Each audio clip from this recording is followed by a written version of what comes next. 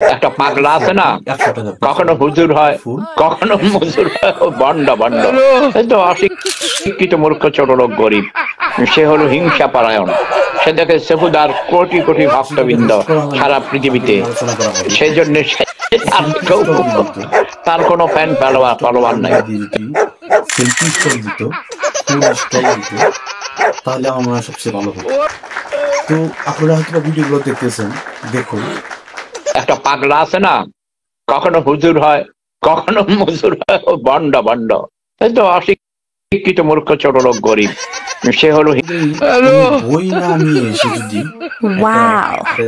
Freely একটা stall করে Oh ওইখানে my যদি god. দাঁড়িয়ে থাকতো এবং প্রতি সেলফি 100 টাকা করে যদি নিত, তাহলে হয়তো বই বিক্রির থেকে ফুল বিক্রি এবং সেলফি বিক্রি বেশি হতো।